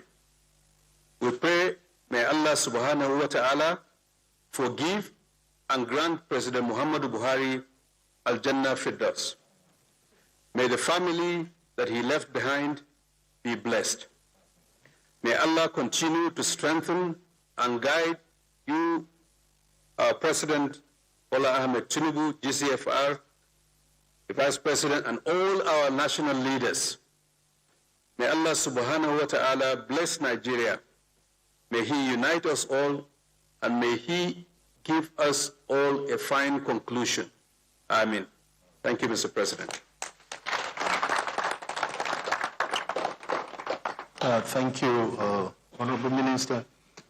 Let's try to keep to allotted time of 5 minutes. Next is the Honorable Minister of Solid Minerals Development, Dr. Dele Nalaki. Mr. Chairman of Council, President and Commander-in-Chief of Nigeria, President Bola Ahmed Tinubu, GCFR, Vice President Kashim Shettima, the President of the Senate, the Speaker of the House of Reps, the governors here present, my colleagues in the Executive Council of Nigeria, the family of our departed hero, ladies and gentlemen. In moments like this, as we say farewell to General Mohammadu Buhari, we reflect on a life defined by unwavering faith, integrity, and devotion to country and maker. His passing not only ends an era, but also calls all of us to honor the principles he embodied. The transition of General Buhari has brought us to such a historic moment. This is a time for reflection and for reigniting our hope for a greater tomorrow. Let us reflect on the life of a man whose social being, as Karl Marx said, determines his social consciousness. A departed president began his journey as a child, studying the Quran and learning the Hadiths. He was raised in the ways of his people, absorbing the teachings of the Holy Prophet.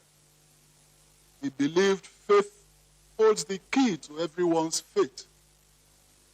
These formed the roots of his Stoicism, laid the foundation of his Puritanism, and inspired his selfless nationalism.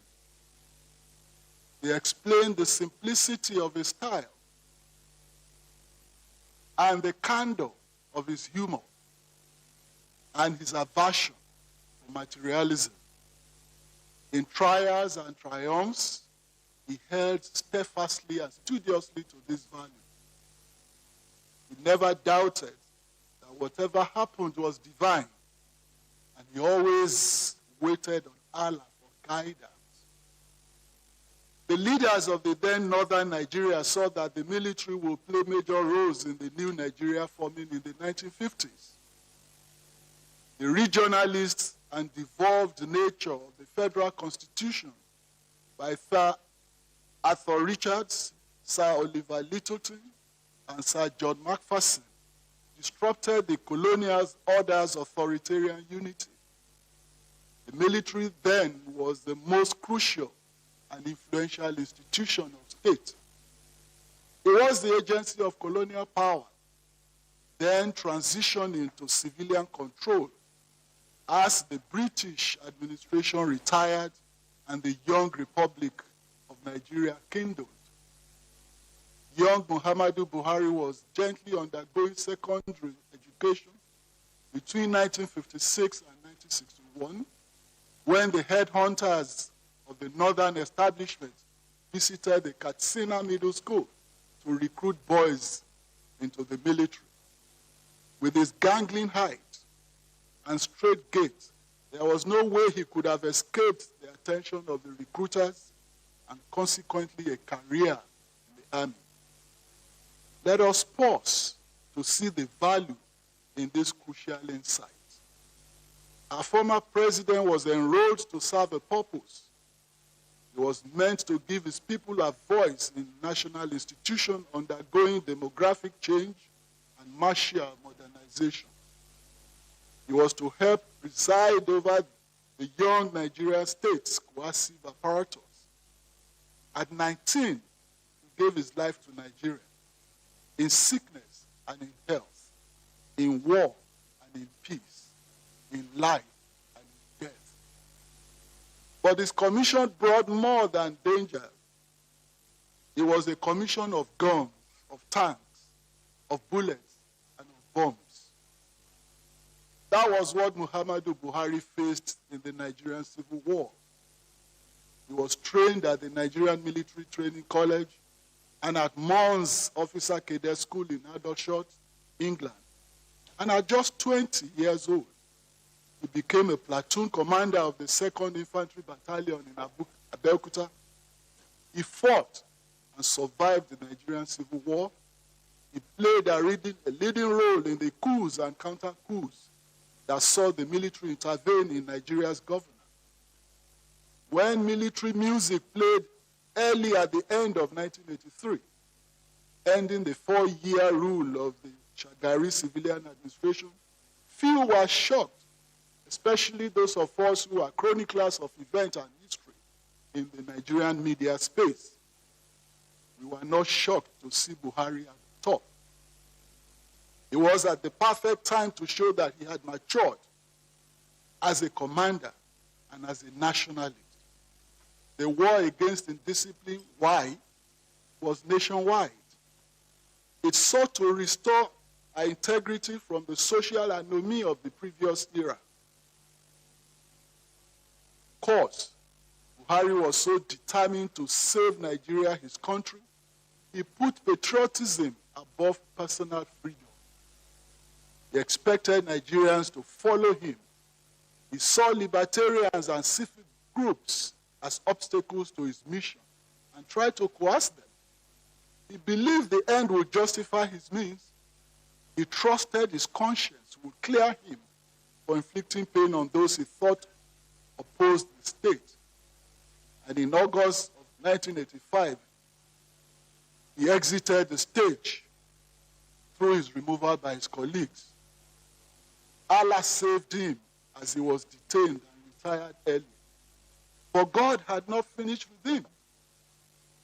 Those 18 months in power might have been marked by some draconian excesses, yet later it became difficult to match the ethical purity, exemplary discipline, and passionate patriotism of the Buhari era. The overthrown leader became the cornerstone of a new consensus of faith and piety.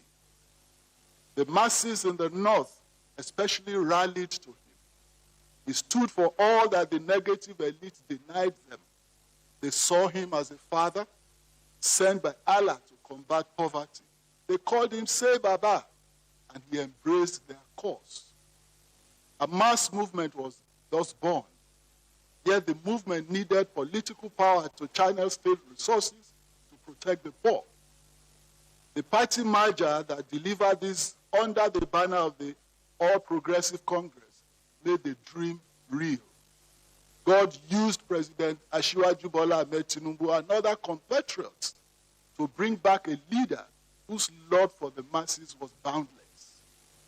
Your Excellencies, honorable ministers, today we bid farewell not only to a man, but to an inspiration, a leader whose unwavering devotion to faith and humanity elevated all who knew him. He walked a path guided by integrity and conviction, remaining true to a purpose higher than self. His was a life that inspires us all to reach for greatness, anchored in humility, service, and love for country. Let us tell our children in the creches of Kaduna, in the nursery classes of Nembe, in the primary schools of Ekiti, and all over Nigeria, that in this country a man once lived who could not be tempted with money, who could not be swayed by material inducements, who lived in the conviction that one day he would give account to his maker. That was President Mohammadu Buhari, our hero, our leader of all times. His soul rests in perfect peace. Thank you.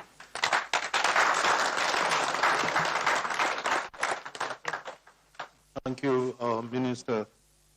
Next is Minister of Women Affairs and Social Development, Hajia Suleiman Ibrahim.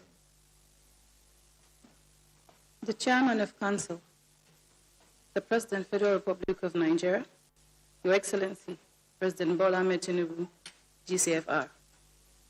The Vice President, His Excellency Senator Kashim Shettima, GCON, the leadership of the National Assembly, executive governors here present, distinguished members of Council, and the family of the late former President Mohammadu Buhari. There are days when we govern, there are days when we serve, and there are days, rare, sacred, when we reflect. Today, as one of those solemn days, a day of remembrance, a day of gratitude, a day of national reflection, a day to pay our respect and our tribute to the man of the people, for the people, and by the people. Great nations are built by leaders who plant trees under whose shade they will never sit. Today we honor His Excellency, the late former President, Mohammadu Buhari, a man who sowed seed of institutional resilience and compassion for the marginalized, knowing that the harvest will outlast his tenure. Yet, as we pause to remember his service, we also recognize this truth. The best way to honor a legacy is not by dwelling on it, but by building on it with courage. Under your leadership, Mr. Chairman, we are doing just that, honoring the past by empowering the future. It is with profound sense of privilege that I speak today, having served under the former late President Buhari as an implementer, and now at the highest level of policy making under the able leadership of His Excellency President Bola Ahmed Tinubu, GCFR. This rare opportunity has given me a singular perspective to witness how leadership, though different in style, can share an unshakable commitment to Nigerians' most vulnerable and are underserved. It has been said that a nation is judged by how it treats its most vulnerable population. In governance, some are remembered for what they built, but the late President Mohammadu Buhari will be remembered not only for what he built, but for the lives he touched, the people he stood for. He deepened our institutions and strengthened Nigerian sovereignty. He advanced humanitarian response for the underserved population, offering dignity to the displaced, survivors of trafficking, the refugees, and other on the margins. He saw them, he listened, and he acted. As the Director General of the National Agency for the Prohibition of Trafficking in Persons, the NAPTIP, I had the honor of leading the fight against human trafficking. With his support, Nigeria was elevated from the US Tier 2 watch list to Tier 2, a pivotal achievement that averted sanctions and restored our global credibility. Later, as the Federal Commissioner, the CEO of the National Commission for Refugees, Migrants, and Internally Displaced Persons, the NCFRMI, I saw a president who carried the burden of displacement as a personal mission. Against all odds, he ensured the signing of the NCF-RMI Act of 2022, a historic milestone that came after 8 failed attempts and over 14 years of delay. This historic leap gave a legal backing and institutionalized hope for millions of persons of concern, our refugees, the migrants, and the internally displaced persons in Nigeria. One moment stood out vividly, less than 48 hours before leaving office.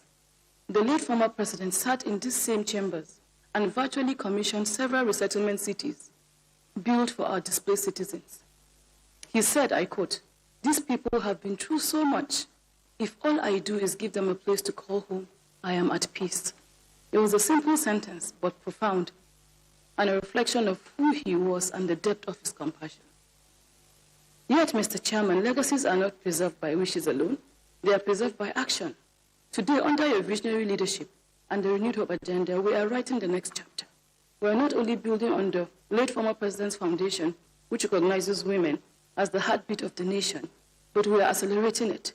The strategic inclusion of women, children, and vulnerable groups have moved from policy to priority, from blueprints to budget lines, from economic empowerment to social protection and development. This administration has widened the scope, deepened the scale, and fast-tracked the delivery of inclusive governance. Your Excellency, Mr. Chairman, permit me on behalf of the Nigerian people, especially the women and vulnerable groups whose lives he touched, extend our heartfelt gratitude to you, Your Excellency, for the honor, dignity, and the personal presence you brought to the commemoration of the late President Mohammadu Buhari's passing. Your leadership during this time, your personal presence, your commitment to ensuring a befitting burial for him has not gone unnoticed. This is not just a gesture of state. It is a mark of character and continuity, and we thank you, Mr. President. As we honor his memory, we also affirm that his legacy is not a relic of the past. It is a living force, propelling Nigeria forward under your guidance, Mr. President. May this knowledge comfort his family, comfort the nation, and continue to inspire us all. May Allah subhanahu wa ta'ala shower his mercy on Baba Buhari. May Allah subhanahu wa ta'ala forgive his shortcomings, reward his sacrifice, and grant him eternal peace and alternative Firdaus. Amen. Thank you very much.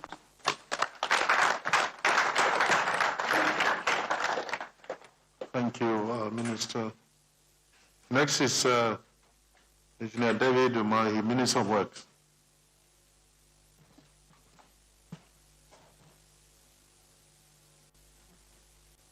Your Excellency, the Chairman of Council and President of the Federal Republic of Nigeria, President Bola Ahmed Tinubu, GCFR, Your Excellency, the Vice President, Senator Kashim, Chetima Kashim, Your Excellencies, the leadership of National Assembly, my colleagues, cabinet members, the family of our late president. This is a tribute to our late president, President Mohammadu Buhari, GCFR. It was a moment of unbelief to me when on Monday, 14th of July, 2025, the news made rounds that former President Mohammadu Buhari had died on Sunday, 13th of July, 2025. And this continued until our dear president officially released the news. The first thing that came to my mind was the mystery of the journey of life. Late President Mohammadu Buhari lived a selfless life. He believed and he worked for the oneness of Nigeria. From a disciplined soldier who rose through the ranks of the Nigerian army to serve in many capacities as military governor, military head of state, and to a democratically elected two-term president of the Federal Republic of Nigeria. I had the privilege of serving as a state governor in those 8 years that he presided over the affairs of this country as the President and Commander-in-Chief of the Federal Republic of Nigeria. I can recount a number of unforgettable moments with him.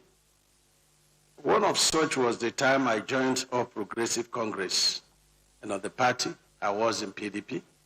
And we had gone to see him, and it was a very trying moment, the time of NSAS. And when the acting national chairman was the governor of Yobe State, I went with Atiku Bagudu, was the then progressive chairman, or progressive chairman, governor's chairman. I went with, His Excellency Badaru, and then his chief of staff, Professor Gambari. And after we saw a man so excited and so happy, and when we left him, he called back, Professor Gambari and said something to him. He said, "Today remains one of my happiest moments." And he asked him, "Why, sir?" He said, "Because this has demonstrated that I have love for the entire country." And that was very, memorable, statement, for me. I also recall the time he came to commission projects in Ebonyi State. Very disciplined man, and he came by 10 a.m. And he started commission projects, and I recall that for the first time he commissioned a project at night, and that's the light tunnel that we built and named after him. And when by 10 p.m. he was going back to his room to sleep, he said something to me. Many people did not know that he was a very humorous person. And he said to me, "Governor, you know how to punish people." I said, "Mr. President, you signed for this." And he laughed, and he went to his room. I recall a man that so loved, my state and my person, that when we built the airport, the international airport, we named it after him. And he called me and he said, "Thank you very much, but I would rather want you to allow his friend, who was his running mate one time, Senator Chubo Kadibu." He said, "Would you mind if I name the airport after him?" I said, "As you wish." And he did that.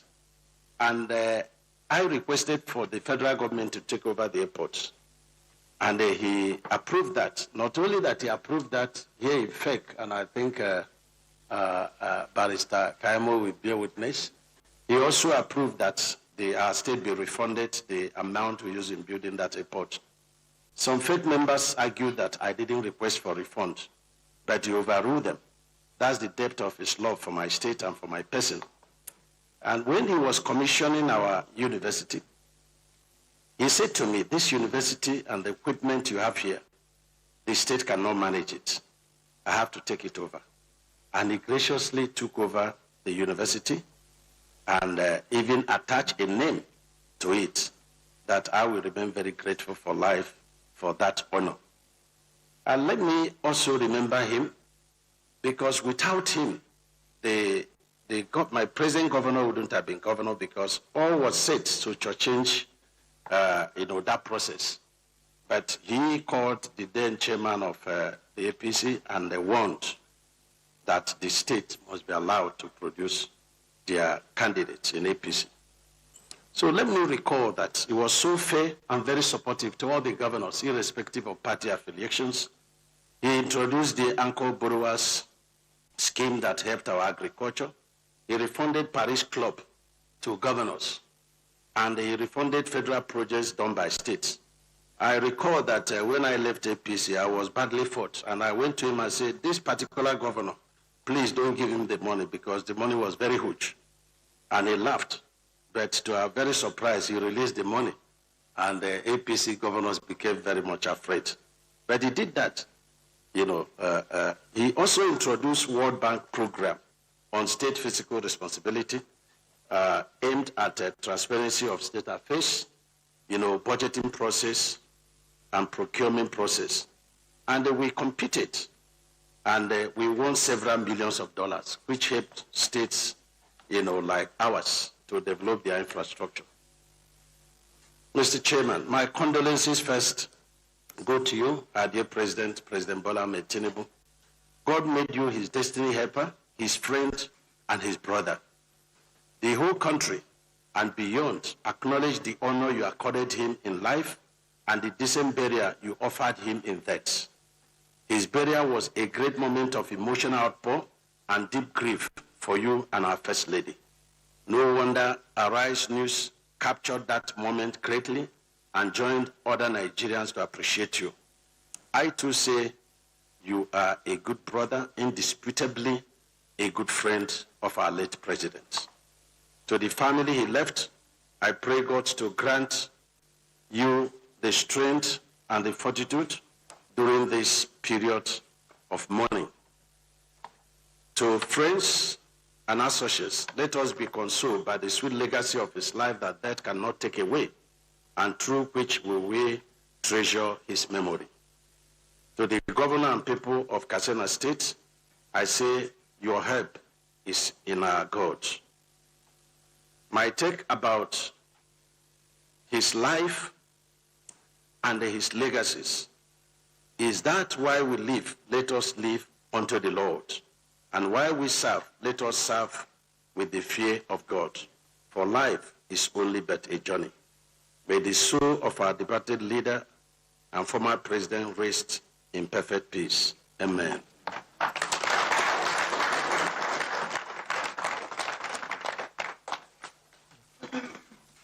Now, thank you. We invite the representative of the family of late President Mohammadu Buhari, his son, Yusuf Mohammadu Buhari, say a word or two.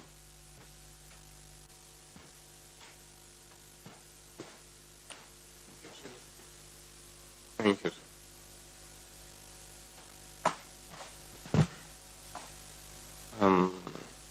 Good evening, everyone. I would like to acknowledge protocols already established. On behalf of the entire members of the late Mohammadu Buhari's family, I wish to sincerely extend our deepest gratitude to Mr. President, His Excellency Bola Ahmed Tinubu, the First Lady, Senator Oduremi Tinubu, the Vice President, His Excellency Kashim Shettima, and his wife, Hajiya Nana Kashim, for your outstanding pouring support received by the family from the time he took ill until he peacefully passed on, which was Sunday, 13th of July, 2025. It has showed that he was regarded far more than a politician, but regarded as a friend and a father. To all members of the Federal Executive Council, for the care and befitting state burial accorded to our late father, we appreciate you all. I also wish to thank the Senate President, Speaker of the House of Representatives, and all the distinguished and honorable members of the National Assembly for honoring the memory of our late father during the state burial in Daura. I will also not forget to mention and convey our appreciation for the support from the Attorney General of the Federation and members of the Judiciary, Honorable Minister of Foreign Affairs, the Nigerian High Commission in London, the Governor of Katsina State, Borno State as well, and all his colleagues for identifying and standing firmly with us during this difficult period. Let me specially and specifically acknowledge the Chief of Defense Staff, the service chiefs, heads of security and law enforcement agencies, as well as all members of the armed forces of Nigeria, our late father's first and primary constituency, for the esprit de corps, solidarity, and the befitting military burial given to our late father. Finally, we thank all members of the diplomatic corps, traditional and religious leaders, political associates, friends, family members, the press, and indeed all Nigerians at home and in diaspora for the numerous calls, messages, condolence visits, and prayers offered for the repose of the gentle soul of our departed father. Your visits, calls, and prayers symbolize a great honor to the memory of our late father, and we're sincerely grateful for all the support and solidarity expended to the family. May Allah continue to bless us all and to bless all of us. Thank you, Daddy. Thank you, Daddy. Thank you, Daddy. May Allah continue to bless, to guide, and protect you throughout your tenure successfully. Long live Mr. President, and long live the Federal Republic of Nigeria. Thank you.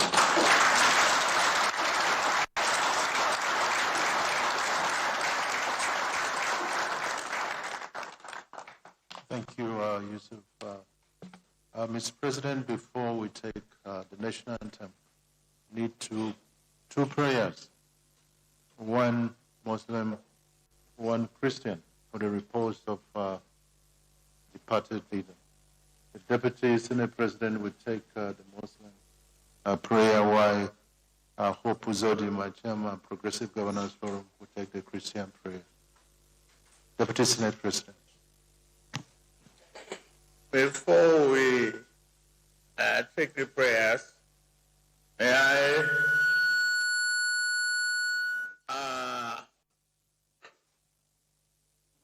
in honor of his memory, with this special session of the Federal Executive Council expanded, can we adopt the naming of University of Maiduguri with a new name as Mohammadu Buhari University, Maiduguri.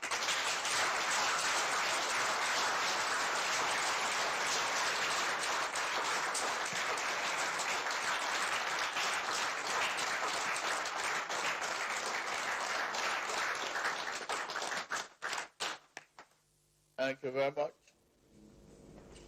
Now the prayer.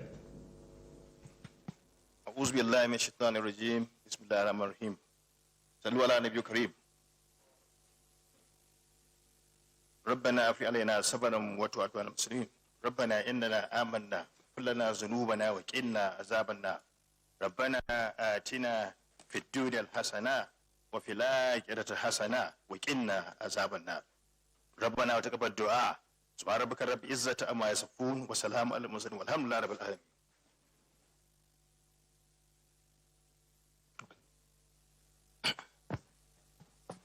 Let us pray.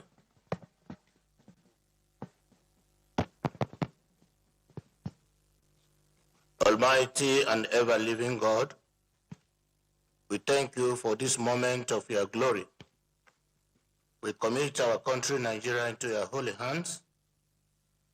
We commit Mr. President, President Bola Ahmed Tinubu, and members of his government into your protective hands. We present the spirit of the former president, President Mohammadu Buhari, into your able hands. Forgive him all his sins, receive his spirit with mercy. Grant him mercy, show him love and protection. Grant his family and all those left behind, affected by his passing, the government and people of Katsina State, and indeed Nigerians, the fortitude to bear this great loss. Listen to our testimonies, O Lord, we pray, and reward him accordingly.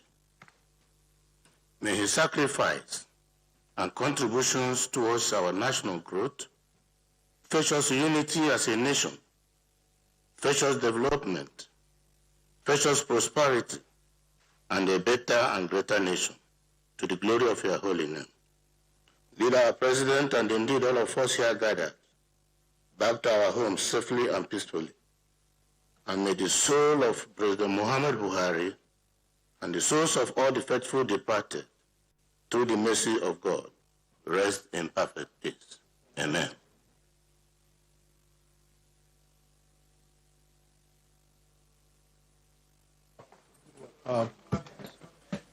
Sorry, before the national anthem, Mr. President, we'll have a photograph with members of the family. After that, we take the national anthem.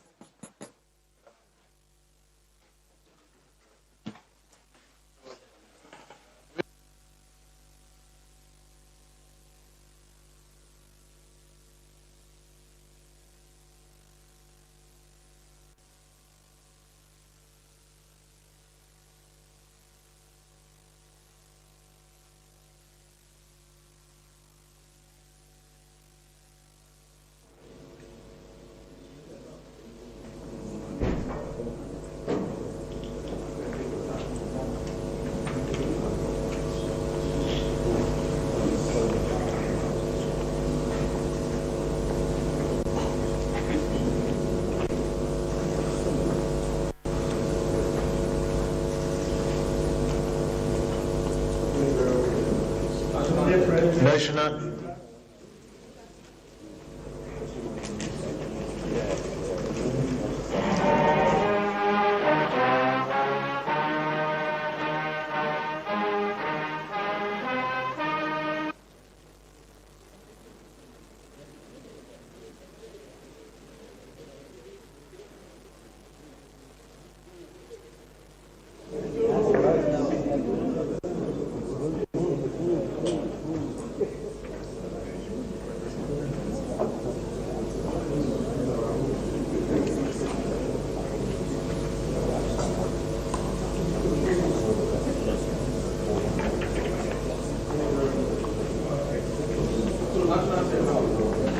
National anthem.